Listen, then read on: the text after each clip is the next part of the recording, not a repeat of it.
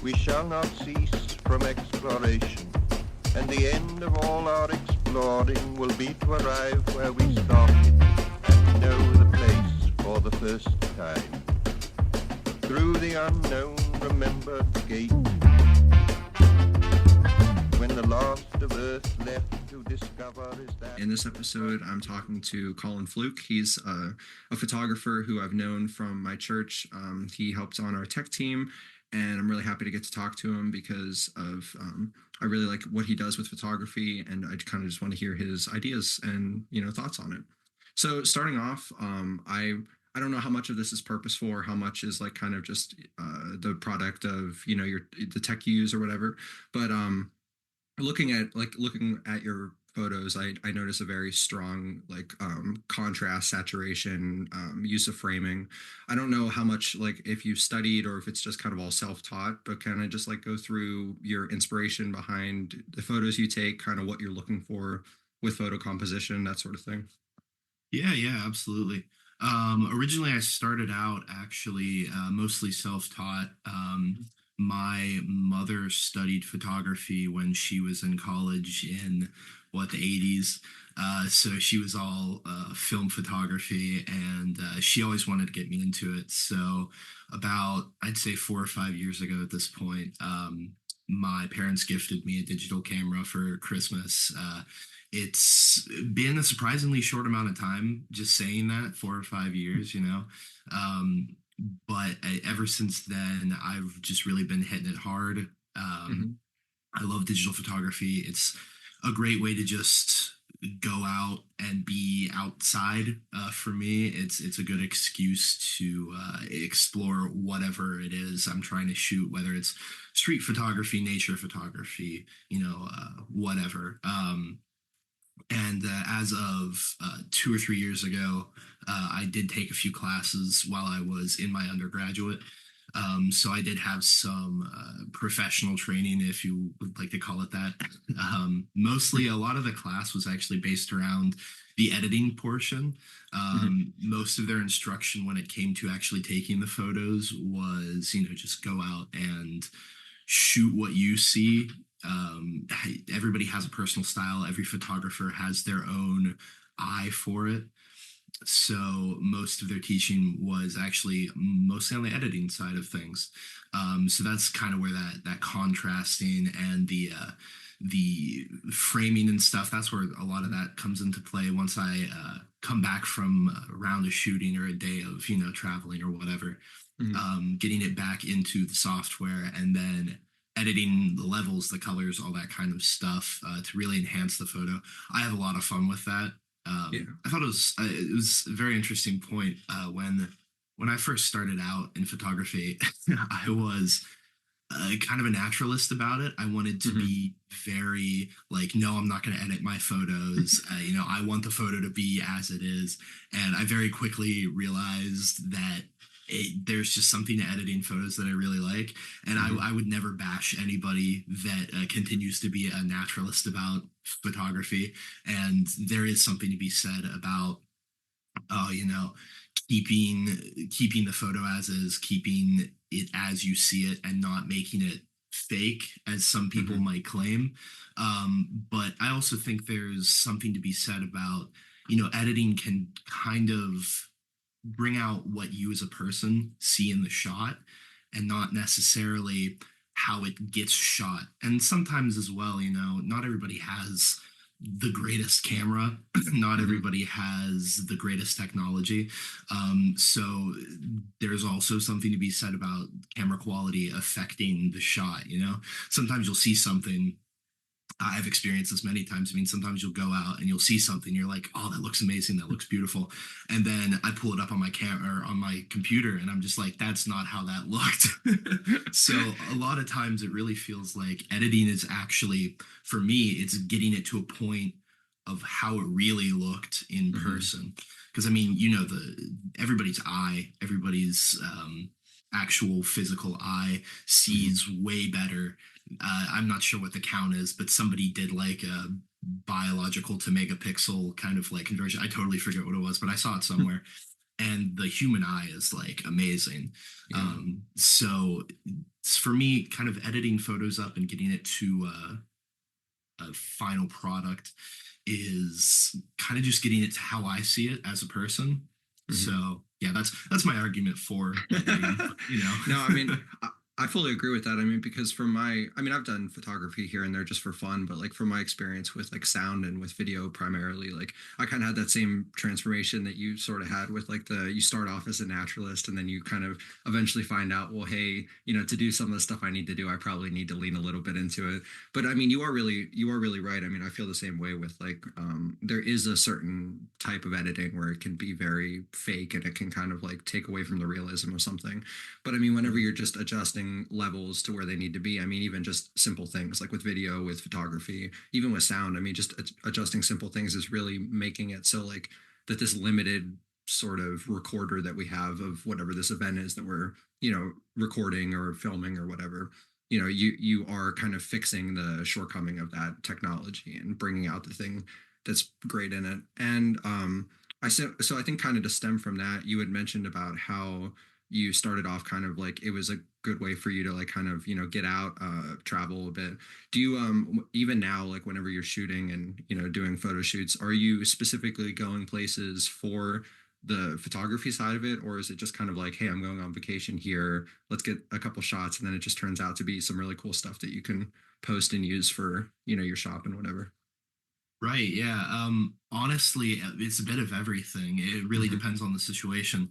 Uh, Sometimes I'll find myself really just craving going out and shooting Hmm. photos, and just because that's like sometimes that's my outlet, that's my creative outlet. Sometimes I really need just time to go out and shoot. Um, Other times, a lot of if I'm going somewhere with friends or a family trip or something like that, it'll be like, oh, I'll bring my camera along too, and also get some cool shots with Yeah. that. It's I love the versatility in being a photographer. Yeah. Just anywhere really, it's Hmm. you can find beauty in the big things and the small things.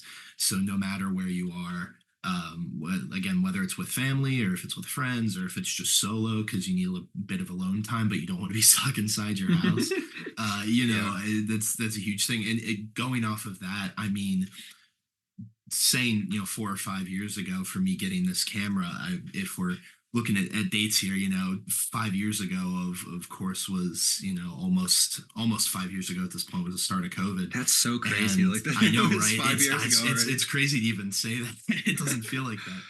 But I mean, not just myself, but I mean, I'm sure if you look back at the statistics on like Instagram or Hmm. any social media, I mean, how many people got into digital photography or whatever during COVID because they wanted to get out, but they wanted, obviously trying to be socially distant, that sort of thing, Hmm. and not be around crowded people. I mean, that was probably a huge rise, and I was proudly a part of those people. That is just it's a thing to go out and get out and occupy yourself, but also sometimes you really don't want to be around people, whether it's for a pandemic or otherwise. Yeah. Sometimes it's fun to get out, and it's therapeutic to get out even. Yeah.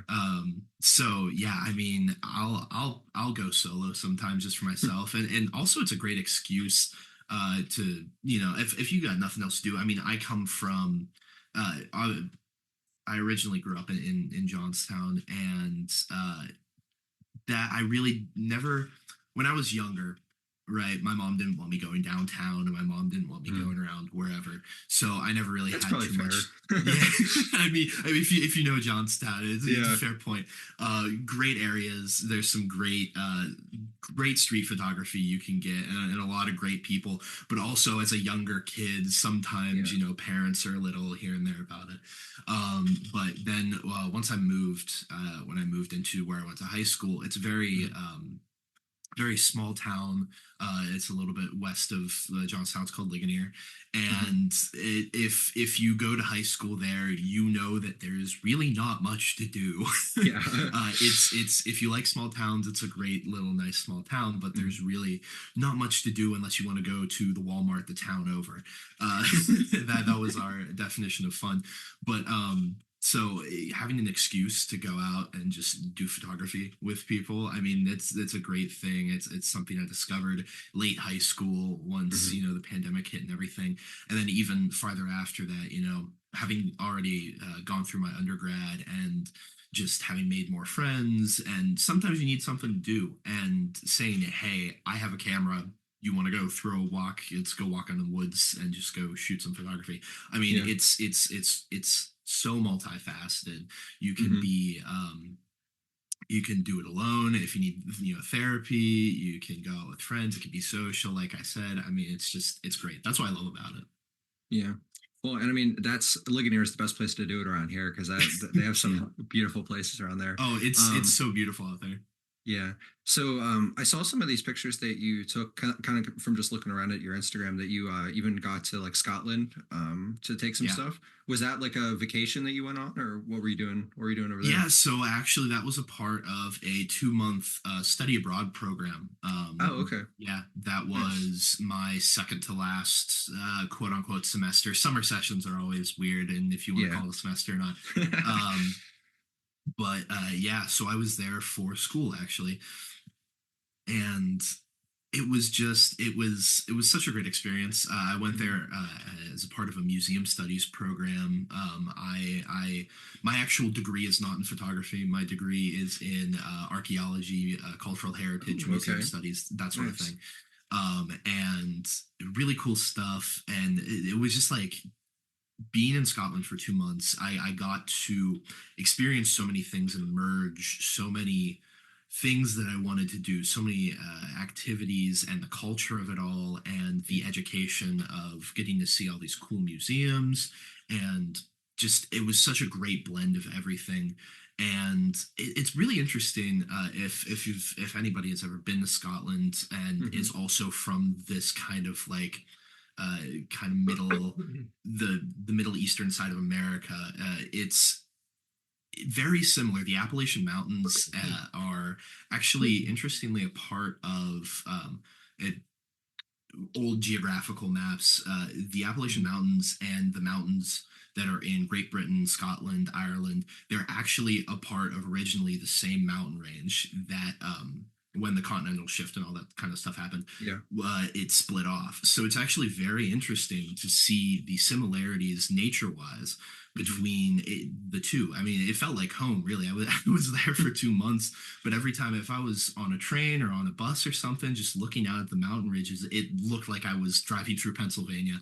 Um, but and then you get to the west side of Scotland, and it's just these crazy, like, they're not super high mountains, but they're really what's the word I'm looking for? They're very rocky. They're very Yeah. Hmm. there's some jagged mountains, which is something you definitely don't see in Yeah, the not very eastern often. side of the states. So very interesting contrast. But I mean, so many good opportunities to go and take shots. Just it was really an amazing time, and I was very fortunate as well to have a roommate or two that was also into photography, and they brought their cameras with them. Hmm. So not only was it a great time to just go and shoot and have fun, it was also good bonding. So yeah, it was Scotland was an amazing time.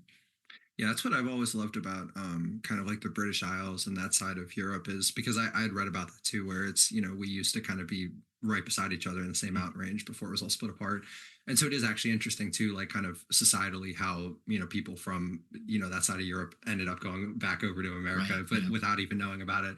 But yeah, I want to be able to visit the Isles someday. I haven't gotten to yet, but that's always something that's drawn me to it. Like whenever I've seen movies shot there, or like even photography shot there, is it really does feel like home. And driving around because I live in the Davidsville side of Johnstown now, Right. driving Yeah. around the kind of the farmland of Davidsville, I'm like, man, I feel like I'm driving around England right now. Like it's such a cool feeling. Yeah. But it's like and then the buildings are a lot more new, which is kind of what makes Britain and Scotland so cool. Is you can see all that history built on top of each other. But well, I didn't know actually that you were doing archaeology. I was going to ask about that, about what you were going to university to study. What's kind of the interest been for you with archaeology? What drew you to that? Yeah, so I mean, actually, interestingly enough, I didn't start in archaeology. The first 2 years while I was in my undergrad, I was studying. Uh, the major was called digital applicate, or no, not digital. Sorry, that's my current major.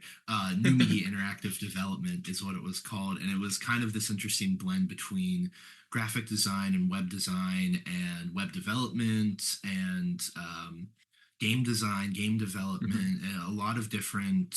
It was a very cool blend between the digital aspects of design and development. And I like the design stuff. Obviously, as you can see from my love of photography and all this kind of stuff, I like the artsy side of stuff. Hmm. But through all my classes, I figured out I hate the development side of stuff. I don't like coding. I'm not good at it. Same with me. I could, yeah, no, I could do it well enough to get through the first 2 years of the major, but once I got into the end of my second year, I was just looking at it. I was like, okay, this is setting me up for like software engineering, and I don't want to do software engineering. So I pivoted at my university, and I changed into this program. They have an entire other I can't think of the word right now, department there called Hmm. the School of Individualized Study, and it is essentially, I like to describe it as build your own omelet. uh, you get to take whether you were already doing something or whether you weren't doing something, whether you totally want to shift or maybe you want to shift just a little bit. You Hmm. get to kind of build your major around. You work closely with the dean of the college and your advisor, and all these kinds of stuff, and you get to build up your own major, however you want it to be. So the full title of my major, and I actually got to self-title it, which was really cool. It's called Digital Applications in Archaeology and Cultural Heritage. So Hmm. I kind of took those digital skills that I was learning, and I then pivoted for the last 1.5 years to studying history and archaeology and museum studies and these sorts of things, and then blending that with my digital skills. Hmm. And then just kind of what came of that is just a lot of it's actually interesting how photography weirdly lined up with that for me, because in museum studies, especially in our current digital age, Hmm. they want digitization, they want digital preservation, and they want digital copies of everything, especially to share with people. Hmm. Not only can we have these digital copies to preserve, artifacts and documents and all these sorts of things, it also becomes more accessible for certain people. If people physically can't get to a museum because of some physical disability or anything other like that, or maybe even a financial disability, not being able to afford to go to a museum or travel to a museum or whatever, having these digital copies of artifacts, museum collections, all these sorts of things online makes it widely available and accessible for people. Hmm. So that's kind of the sphere of what I hoped my major to be and what I'm trying to go into. Um, So you would be yeah, doing more of like the kind of resident archaeologist in a museum rather than like a field archaeologist sort of thing? Is that kind of how it more or works? less. Yeah, the archaeology part of the major was actually more of a like historical archaeology and Oh, learning okay. how to Yeah. handle artifacts and that sort of thing. Hmm. I love archaeology as a concept, and I love the field, and I Hmm. love history. It's really cool. But in order to be a proper archaeologist, in order to call myself a full-fledged archaeologist, I would probably have to go through master's and possibly Yeah. doctoral school, Hmm. and I don't know if I'm cut out for that. At least not currently. A few years down the line, who knows, maybe we'll see. But Yeah. currently as it stands, I love archaeology, but I don't know if I could do the schooling necessary to become an archaeologist. So museums it is, and they all work hand in hand, and it's the really the end goal of all of it is just preserving, curating these Hmm. museums, all that sort of stuff, just keeping cultural heritage alive. Yeah. Well, I guess in a sort of overarching way, kind of also as we kind of get to the time where we'll probably have to call it, do you think that there's a link there with your interest in archaeology and wanting to preserve the things that museums are holding and your interest in photography with wanting to preserve these images? I mean, because like a lot of what I see on your page is these like, because there's things like landscape photography where you're kind of getting something that's always sort of going to be how it is when you capture it, and then there's also the photography where you're capturing kind of more of a very temporary event. And that's sort of what I'm seeing with, the eye that you have for photography from what I've seen from you is like you're trying to capture temporary events more so. Maybe I'm wrong about that. That's just kind of how I interpret it. No, So, no, I get it. correct me if I'm wrong, but do you kind of attribute any sort of linkage to those two sorts of interests with what you're doing with archaeology and what you're doing with photography? Right. Yeah. No. Absolutely. No. I would say you're correct. And it's I've thought about that very thing before, and interestingly enough, it's more of a retrospect rather than Yeah. that wasn't my goal necessarily, but in retrospect, I've thought about that a lot. Hmm. Um, and I think there's a quote from somewhere, or maybe I made the quote up myself at one point. But a photograph is it's a moment in time. You get to freeze time almost permanently, and you Hmm. just get to keep that specific moment in time. People can take hundreds and thousands and millions of pictures. I mean, how many pictures of, let's say the Washington Monument are there? But every time a picture is taken, it is a different moment in time. A picture of the Washington Monument taken in the year 2000 versus the year 2025, it's might look the same, or maybe there are tiny differences, but if you think about the cultural context in which those pictures were taken, it's completely different 25 years apart. Even if the picture looks the same, knowing when a picture was taken for me is something that is almost more important than the picture itself. Almost more important, almost. But the kind of leading into that sort of archival stuff. I mean, taking a picture freezes what is happening in that moment, and having that photography not only for enjoyment and entertainment, but also for historical preservation is Hmm. extremely important. So yeah, I mean, there's definitely a link there. And like I said, it was entirely retrospective, but the pieces just kind of fit into place. And who knows, maybe subconsciously I was sort of guided towards that kind Yeah. of thing. But yeah, absolutely. There's definitely a link there. And it's incredible. I mean, photojournalists Hmm. is one of the bigger things. And I personally have really never been too interested in photojournalism, at least not as a study or anything like that. Um, but photojournalists are some of the most heavy hitting photographers out there. Some of the things that people have captured, it's insane. When Hmm. you look at the picture and you look back on it, and maybe not in the moment, you're like, oh, that's just a picture. But 5 years, 10 years, 100 years down the road, if you still have that picture 100 years down the road, you look back at it and you're like, this is still like, this was taken then, this was then, that is that moment in Hmm. time.